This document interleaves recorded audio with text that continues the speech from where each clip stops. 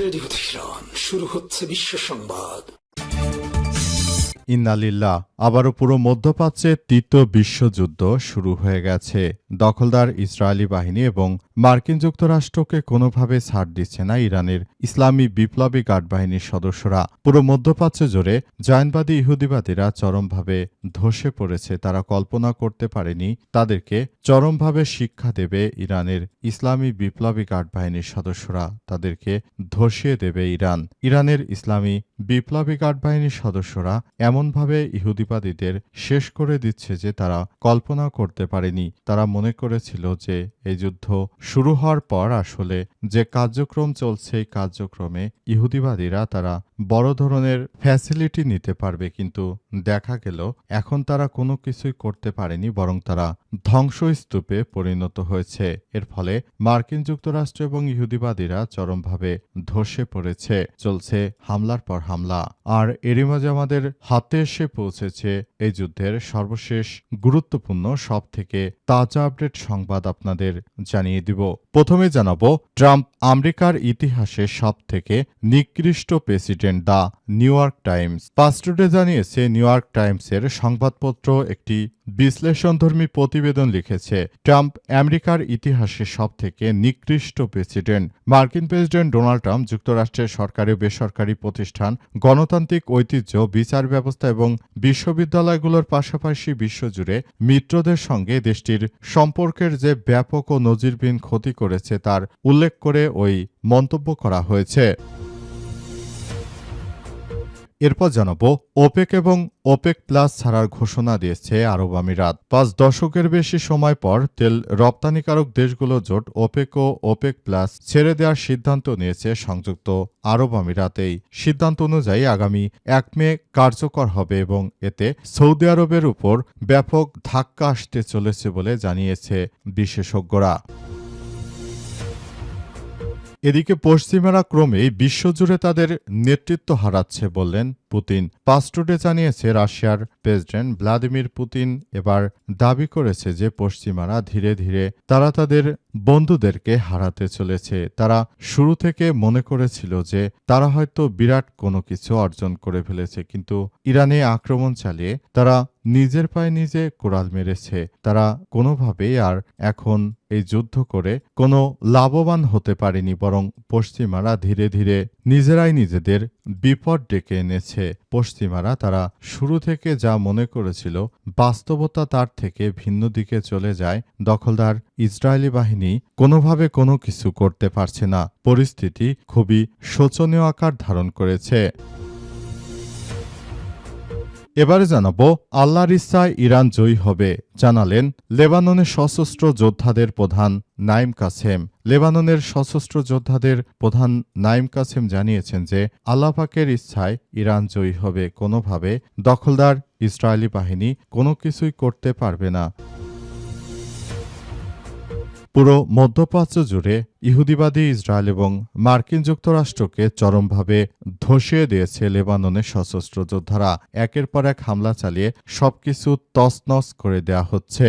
এবং সর্বশেষ জানাবো, উপদেষ্টা থাকতে কোথায় কি দুর্নীতি করেছি প্রমাণ দিন সংসদে নাহিদ ইসলাম। আজ জাতীয় সংসদে বিএনপির প্রতিমন্ত্রী শামা ওবায়দ ইসলাম তিনি জানিয়েছেন যে ছাত্রনেতা যারা ছিল তারা নাকি অনেক দুর্নীতি করেছে। এই কথার পর নাহিদ ইসলাম দাঁড়িয়ে তিনি জিজ্ঞেস করেন যে ছাত্রনেতারা কোথায় কি ধরনের অপরাধ করেছে, কি দুর্নীতি করেছে, আমি তো সরকারে ছিলাম, আপনি পারলে সেসবের প্রমাণ দিন। এরপর বিএনপির প্রতিমন্ত্রী পররাষ্ট্র প্রতিমন্ত্রী শামা ওবায়দ ইসলাম তিনি কোনো সদুত্তর দিতে পারেননি। এতে তিনি চরমভাবে অপমানিত হন। নাহিদ ইসলামের সামনে তিনি ধরাশায়ী হয়েছেন। প্রিয় দর্শক, এতক্ষণ শুনছিলেন সংবাদ শিরোনাম, এবারে বিস্তারিত। তবে তার আগে বন্ধুরা অনুরোধ থাকবে এই সংবাদটিতে একটি লাইক দিন। এই চ্যানেলে আপনি নতুন হয়ে থাকলে আমাদের সংবাদটি দেখতে দেখতে চ্যানেলটি সাবস্ক্রাইব করে রাখুন। কমেন্ট করে বন্ধুরা আপনার মূল্যবান মতামত জানিয়ে দিন আপনি বিশ্বের কোন দেশ থেকে বা বাংলাদেশের কোন স্থান থেকে আমাদের সংবাদটি দেখছেন এবং শুনছেন। আর বন্ধুরা, গাজা যুদ্ধে আপনি যদি নিরীহ ফিলিস্তিনিদের ভালোবেসে থাকেন কমেন্টে ইয়েস লিখে পুরো বিশ্ববাসীকে আমাদের এই গুরুত্বপূর্ণ আপডেট সংবাদটি দেখার সুযোগ করে দিন। এবারে বিস্তারিত। ট্রাম্প আমেরিকার ইতিহাসে সবথেকে নিকৃষ্ট president, the New York Times.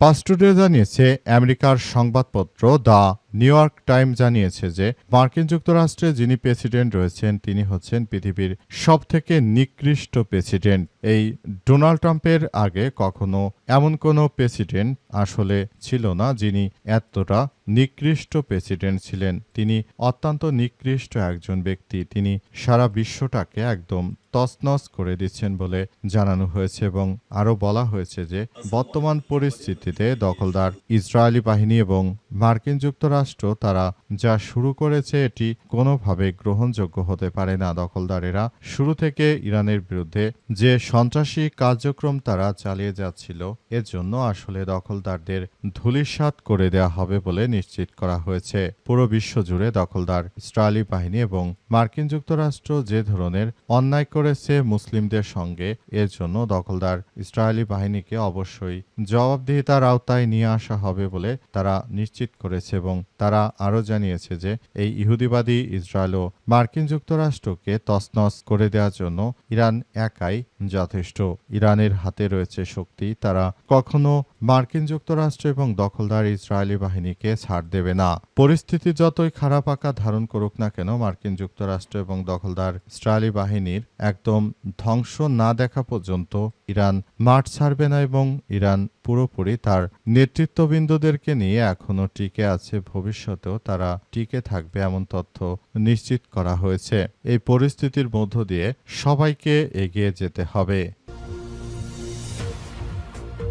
Opaque O opaque plus ছাড়ার ঘোষণা দিয়েছে আরব আমিরাত। 5 দশকের বেশি সময় পর তেল রপ্তানিকারক দেশগুলো জোট ওপেক এবং ওপেক প্লাস ছেড়ে দেওয়ার সিদ্ধান্ত গ্রহণ করেছে সংযুক্ত আরব আমিরাত বা ইউএই। এই সিদ্ধান্ত অনুযায়ী আগামী 1 মে থেকে বিষয়টি কার্যকর হবে বলে নিশ্চিত করা হয়েছে। জানা গেছে এই রাষ্ট্রগুলোতে বিপুল পরিমাণ খনিজ তেল রয়েছে এবং এই তেলগুলো তারা আসলে সবার কাছে রপ্তানি করতে চায় এবং এই তেলগুলো রপ্তানি করে তারা আসলে প্রফিট অর্জন করত। সবাই একসঙ্গে মিলে বিশ্ব বাজারকে তারা নিয়ন্ত্রণ করতে পারত। কিন্তু এই মুহূর্তে যদি সংযুক্ত আরব আমিরাত এটি আবার শুরু করে তাহলে এজন্য আসলে বড় ধরনের খেসারত দিতে হবে সৌদি আরবকে। কারণ সৌদি আরব মিলে সবাই একসঙ্গে যে কার্যক্রমগুলো চালাতো সেখান থেকে একটি দেশ সংযুক্ত আরব আমিরাত বা দুবাই বেরিয়ে যাওয়ার মধ্য দিয়ে আসলে যে পরিস্থিতির সৃষ্টি হবে, এই পরিস্থিতি মোকাবেলা করার জন্য অত্যন্ত দুঃখজনক হলেও সৌদি আরবের উপর অনেক বেশি প্রেশারাইজড করা হবে। এর ফলে মার্কিন যুক্তরাষ্ট্র অনেক বেশি লাভবান হবে, কারণ এই মুহূর্তে তাদের হাতে রয়েছে ভেনেজুয়েলার তেল। সুতরাং তারা বিশ্ববাজার আবারও নিয়ন্ত্রণে নিয়ে যেতে পারে এমন আশঙ্কা করা হচ্ছে এবং সৌদি আরব তারা অনেক বড় ধাক্কা খেতে পারে এমনটাই আশঙ্কা করা হচ্ছে। যদি এটি চলতে থাকে তাহলে এজন্য ভবিষ্যতে আমাদের সবাইকে আরও বেশি সমস্যার মধ্যে পড়তে হবে এমন তথ্য জানা গেছে। এই পরিস্থিতির মধ্য দিয়ে সবাইকে এগিয়ে যেতে হবে এমন তথ্য জানা যাচ্ছে। পশ্চিমারা ক্রমেই বিশ্বজুড়ে তাদের নেতৃত্ব হারাচ্ছে বললেন পুতিন। রাশিয়ার প্রেসিডেন্ট ভ্লাদিমির পুতিন এবার দাবি করেছেন যে পশ্চিমারা তারা শুরু থেকে আসলে ইরানের বিরুদ্ধে যুদ্ধ শুরু করার পর থেকেই নিজেদের আধিপত্য হারাতে বসেছে। তারা এর আগে সহজে যে কার্যক্রমগুলো চালাতে পারত এখন সেগুলো আর করতে পারছে না। ইরানের সঙ্গে তারা যুদ্ধ করতে এসে হারে হারে টের পাচ্ছে যে এই জোট কতটা শক্তিশালী। আগামীতে তারা এসব বিষয় নিয়ে কোনো ধরনের কার্যক্রম চালাবে না বলে এমন তথ্য নিশ্চিত করা হয়েছে। পুরো বিশ্ব জুড়ে দখলদার ইসরায়েলি বাহিনী এবং মার্কিন যুক্তরাষ্ট্র তারা যে ধরনের আসলে কার্যক্রম শুরু করেছে এজন্য আসলে এই পরিস্থিতির মধ্য দিয়ে এগিয়ে যাচ্ছে। পুরো পরিস্থিতি অত্যন্ত জটিল আকার ধারণ করেছে এবং সবকিছু করার জন্য আসলে কার্যক্রমগুলো তারা চালিয়ে যাচ্ছে। এই পরিস্থিতির মধ্য দিয়ে দখলদার ইসরায়েলি বাহিনী তারা যে ধরনের কার্যক্রমের মধ্য দিয়ে যাচ্ছিল এটি আসলে তারা কোনোভাবে করতে পারছে না। এজন্য দখলদার ইসরায়েলি বাহিনী এবং মার্কিন যুক্তরাষ্ট্র তারা শুরু থেকে এই অন্যায় কার্যক্রম তারা ইরানের উপর যে চাপিয়ে দিয়েছিল, এজন্য তাদের নিজেদের দেশের মধ্যেই তারা সবথেকে বেশি চাপের মধ্যে পড়েছে পশ্চিমা জোট। তারা এখন নিস্তেজ হয়ে পড়েছে বলে জানিয়েছেন রাশিয়ার প্রেসিডেন্ট ভ্লাদিমির পুতিন, এবং তিনি আরও জানিয়েছেন যে ভবিষ্যতে ইরান আরও ভালো কিছু দেখাবে, আমরা সেই প্রত্যাশা করি এবং আমরা মনে করি যে ইরান আসলেই একটি শক্তিশালী রাষ্ট্র। আল্লাহর ইচ্ছায় ইরান বিজয় হবে জানালেন লেবাননের সশস্ত্র যোদ্ধাদের প্রধান নাইম কাসেম।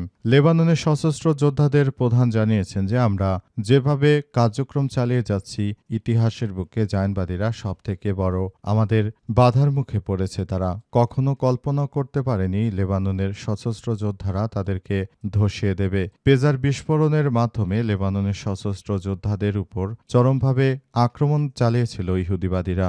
এখন সেই ইহুদিবাদীদের সেই ধকল কাটিয়ে উঠে লেবাননের সবথেকে শক্তিশালী যোদ্ধারা এখন জায়নবাদী ইহুদিবাদীদের বিরুদ্ধে কার্যক্রম চালিয়ে সবকিছু নিয়ন্ত্রণে রেখেছে। সারা বিশ্বের বুকে তারা দেখিয়ে দিয়েছে যে লেবাননের সশস্ত্র যোদ্ধারা তারা কোনো অংশে ছোট নয়। সারা বিশ্বের বুকে লেবাননের সশস্ত্র যোদ্ধারা তারা এই কার্যক্রমগুলো চালিয়ে যাচ্ছে এবং তারা হয়তো আগামীতে ভবিষ্যতের জন্য তারা ভালো কিছু করতে পারে এমন প্রত্যাশার কথা আসলে জানা যাচ্ছে। পুরো বিশ্বজুড়ে জায়নবাদী দখলদারেরা তারা শুরু থেকে যে ধরনের কার্যক্রম শুরু করেছিল, এটি কোনোভাবেই আসলে গ্রহণযোগ্য হতে পারে না। পরিস্থিতি যতই জটিল আকার ধারণ করুক না কেন, দখলদার ইসরায়েলি বাহিনী এবং মার্কিন যুক্তরাষ্ট্র তারা এক ধরনের ভয়াবহ বিপাকে পড়েছে। তারা কখনো কল্পনা করতে পারেনি লেবাননের সশস্ত্র যোদ্ধারা তাদেরকে এভাবে শায়েস্তা করবে। তারা যদি কল্পনা করতে পারত তাহলে হয়তো এতদিন তারা ইরানের বিরুদ্ধে এই যুদ্ধ চালানোর সাহস পেত না, কিন্তু ইরান এবার সত্যি সত্যি তাদেরকে দেখিয়ে দিয়েছে।